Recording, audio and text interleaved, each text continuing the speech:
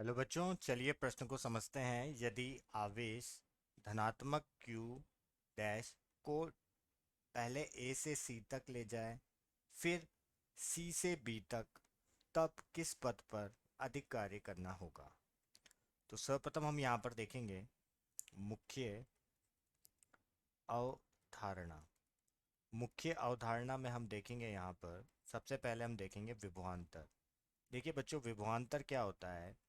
विभव का अंतर मतलब दो बिंदुओं पर अगर हमने ए और बी बिंदु ले लिए, तो इन दोनों बिंदुओं पर से अगर किसी एकांक धनावेश को अगर मैं कार्य करूं किसी एक बिंदु से दूसरे बिंदु तक ले जाने के लिए, तो वो किसके बराबर होगा, विभवांतर के। मतलब वी बी ऋण वी ए बराबर होगा डब्ल्यू ए बी से, किसके लिए, इस धनात्मक चार्ज पर, आवेश पर। ठीक है।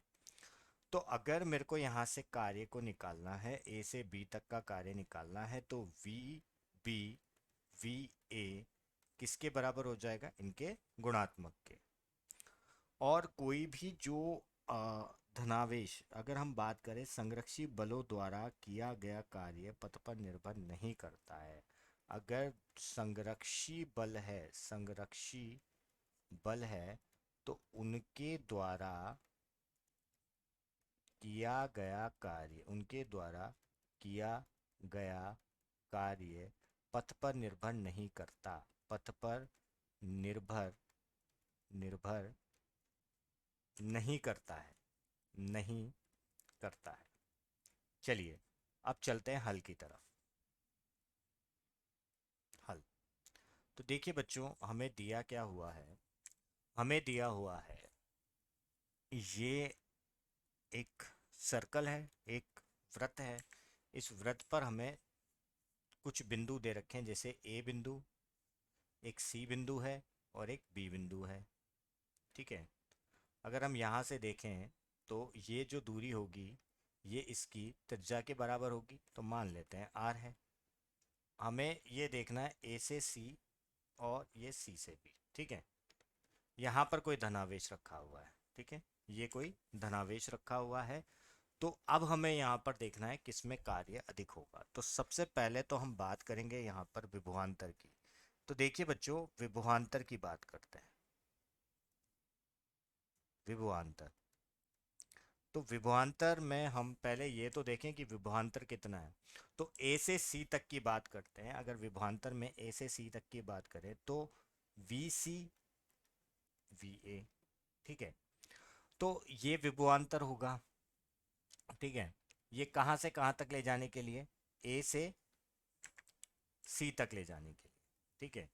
तो इस विभवांतर में किया गया कार्य किसके बराबर होगा, डब्ल्यू ए सी बटे क्यू, जो कि धनात्मक दिया हुआ है। तो अगर यहाँ पर देखें तो विभवांतर अगर ए से सी तक की बात करें, तो यहाँ से यहाँ तक का जो विभवांतर है, और इसी प्रकार अगर हम बात करें सी से बी तक की, तो क्या हो जाएगा, वहाँ पर सी से बी जा रहे हैं, तो बी को हम सी से कर देंगे। तो कहाँ से कहाँ जा रहे हैं हम, सी से बी में। तो यहाँ के लिए अगर मैं कार्य निकालूंगा, तो कार्य बराबर क्या हो जाएगा, सी बी बटे क्यू। ठीक है।